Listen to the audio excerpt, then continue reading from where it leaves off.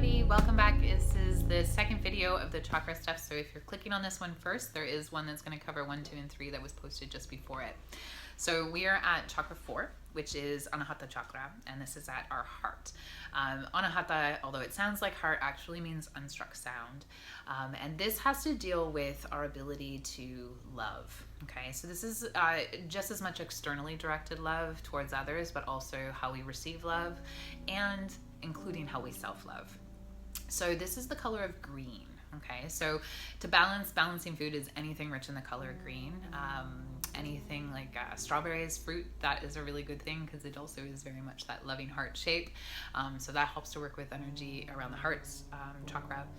The parts of your body that are probably going to be most affected when there is excessive or deficient energy going through here is hands and arms, because this is how we embrace and this is how we hold, and this is a big expression for love for us, as well as our chest and back.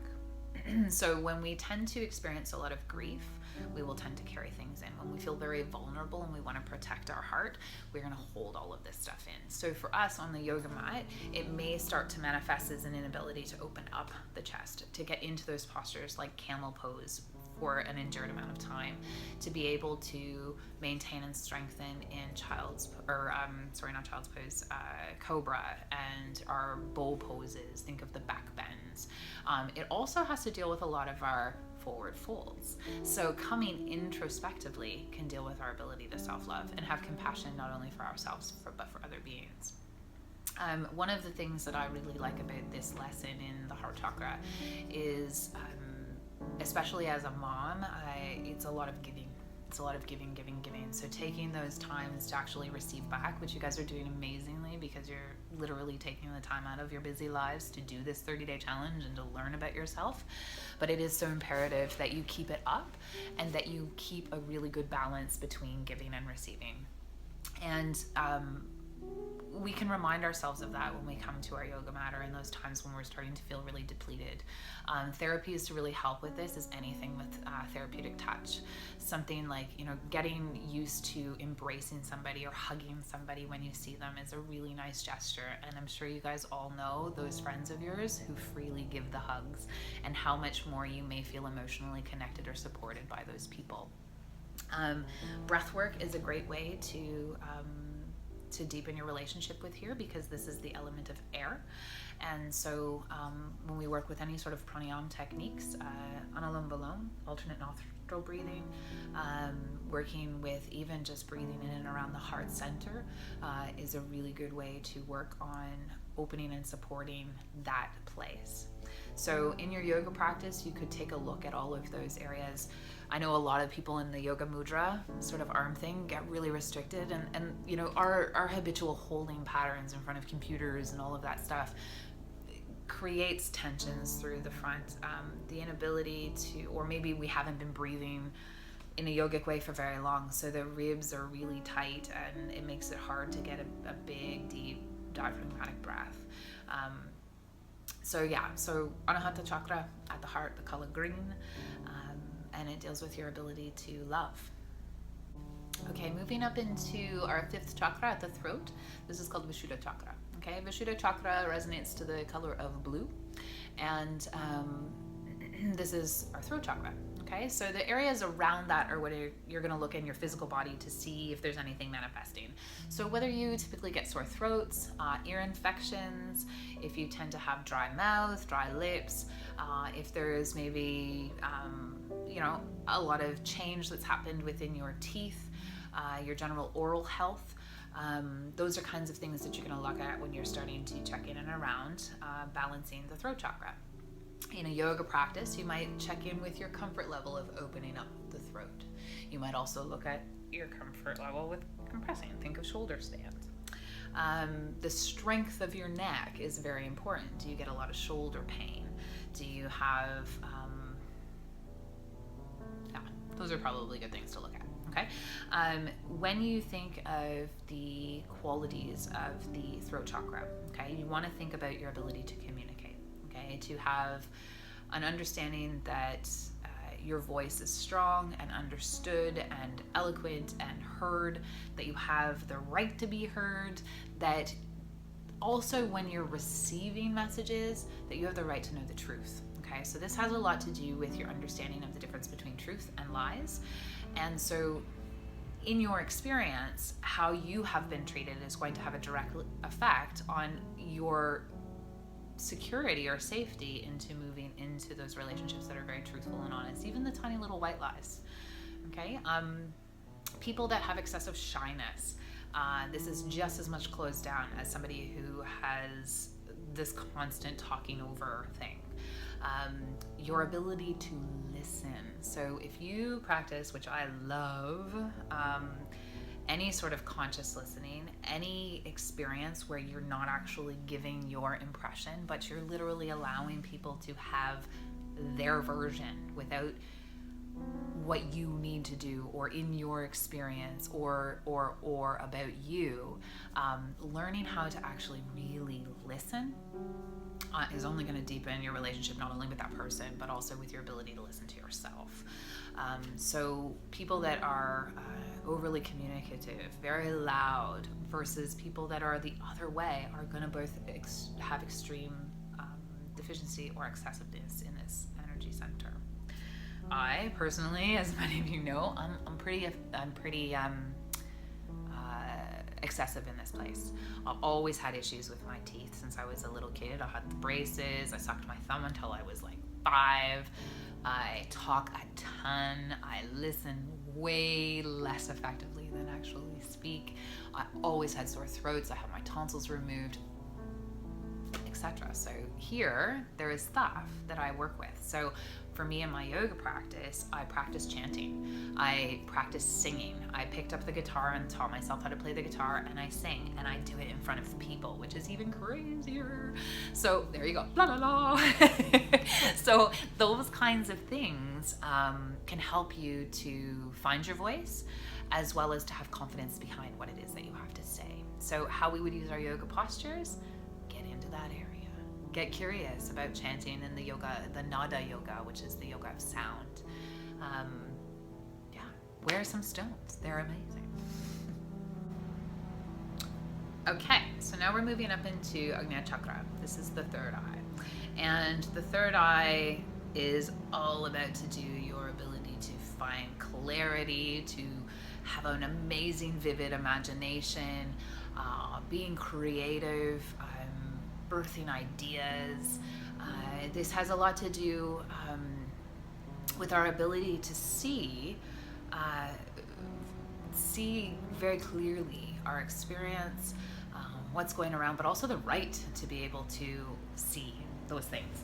So in our actual yoga practice, if we think of child's pose, if we think of things that we're doing like meditation, when we're closing and we're bringing attention to this place, sitting in silence, and to be able to relax your inner brain, to turn things off so that you can quiet down a little bit.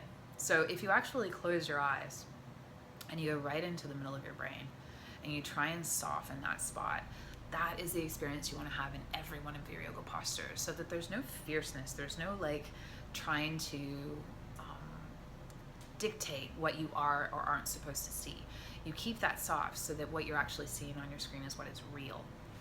So the yoga practice, you're having good perception, good sensitivity, having great dream recall. I'm horrible at that. I don't know if any of you guys, but I don't have many dreams that I remember, which is always an interesting thing. So I'm like, oh, what am I not seeing? Why is it, or what are the themes of my dreams that I have? So I typically have a dream journal, because I find that it's only maybe every couple of weeks I'm having this dream. Now, I think it has a lot to do with babies and not having that deep REM sleep, but your dream recall is very important as well. So in our practice, we would look at maybe doing yoga nidra, which is a really great way to very consciously go in and have good deep rest. We want to think of the colors indigo. Okay, so this color is indigo in this, which is, sorry, one sec, an indigo color. And our sense of clairvoyance, or a trusting in kind of the unseen forces. So those are a really interesting thing, and you'll see a lot of like intuitives, psychics, and that kind of stuff have really good a sense of vision into realms that some people have a really hard idea even conceiving of, like ghosts and you know, all these sort of unseen realms that a lot of people have kind of that like, well, it doesn't even exist. Okay, so if you're having a hard time imagining that those, I'm not saying that you have to believe that those exist, but if you have a hard time even conceiving the possibility, those are things you might want to take a look at. So physical symptoms, people that have migraines, you might want to look at. A lot of people that have a lot of anxiety or depression is going to be something that I would take a look at in the third eye stuff.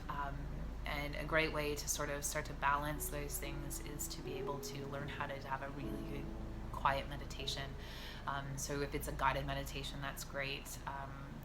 Playing with things like oracle cards, I love doing those kinds of things that just, again, you're not having to understand and read the tarot. Oracles are more just like, here's a little message, and you read a little book and it'll tell you some things about it, and it just kind of brings it into the forefront. Reading your horoscopes brings it into the forefront, okay? It just helps to sort of awaken that possibility. So being able to kind of play with that, how well you sleep. Insomnia is a big thing at the third eye because this is a lot to do with your mental disturbances. So yeah, that is Ajna Chakra. Another thing I wanted to add to the third chakra is it has a lot to do with our understanding of guidance. So what guidance that we trust, how we trust ourselves as our own guide, what we might look to for guidance in our lives, or who we might look to for advice, the ability to not always have to turn to somebody else to tell you what you have to do. So that has a lot to do with it, and a lot to do when you think of this area. Your eyes are big in this as well, so it has to do with your vision, right? So we talked about clarity. It has to do with your vision, maybe of yourself and the, you know, who you are in life and what your purpose is. So understanding and defining your own personal purpose is something that I would also take a look at in the third eye. Okay, and then all the way up here into the crown chakra. So this is seen as the 1,000-petaled lotus, and it is the most subtle of the chakras, and it is the connection to witness consciousness, our ability to be in awareness rather than attachment. So if you typically experience a lot of holding on, a lot of stories, a really rigid belief system, or maybe a complete lack of belief or faith, if there is a lot of excessiveness in the first three chakras, so if you have a lot of excessiveness in your materialism or emotional attachments, or even to a sense of power, you're probably going to be quite deficient in the crown chakra, because those are just going to keep you so attached to the material world that you're probably not going to have a lot of sensitivity up here. I found when I just did that chakra workshop series, it was really interesting when I would talk to everybody that was initially coming. The first 5 were like super busy, and then I found as it started to get into a bit more of the spiritual realm that people pulled back. Not because they weren't interested, but they just weren't sure that that's what they wanted from their yoga practice, which is so interesting, because sitting in that place is really the goal of our yoga practice. It's really that place where we start to move into oneness and have a real connection to source. So our belief in spirit, our belief in God, our beliefs in the interconnectedness of all things, all beings, where and how what we do makes a complete impact, not only on our internal self, but also our external environment. So our choices that we make are very important here, and how we hold on to our stories, and how we may be able to let go of those and to just sit into the place of observation. So in this place, limiting beliefs. Let me just take a quick reflection here for a second.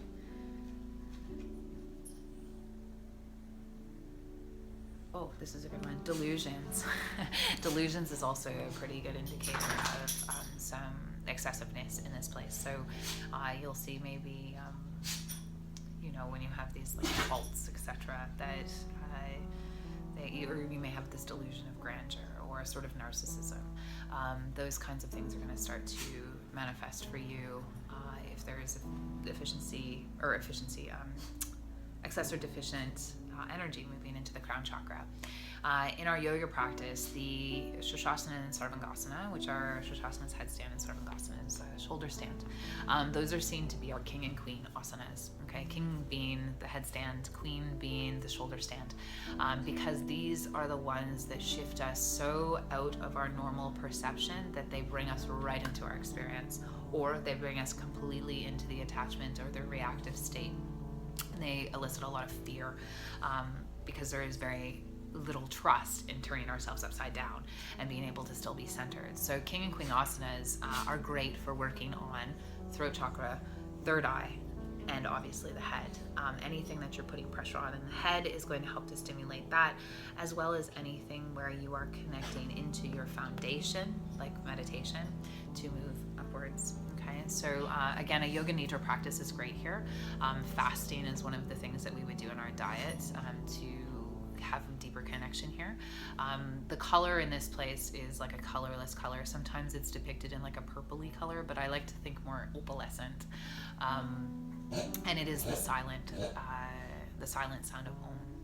So the chakras all are going to have, in summary, colors. They're going to have stones, they're going to have scents, they're going to have deities, they're going to have personalities, they're going to have sounds. That's a huge one, the sounds.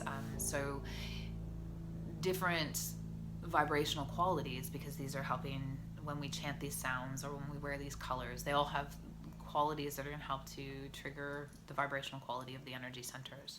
So when we move through the energy centers, or if there's ones that we particularly want to work on, what I would suggest is to set up a little small meditation altar in your practice, or in your practice room at home, wherever it is that you have a little quiet space in the corner, and decorate it in those colors. So if you're wanting to work on your root chakra, then put a nice, red silk over it, put a red flower on it, put a picture of a family member on it, because this has to deal with your sense of home.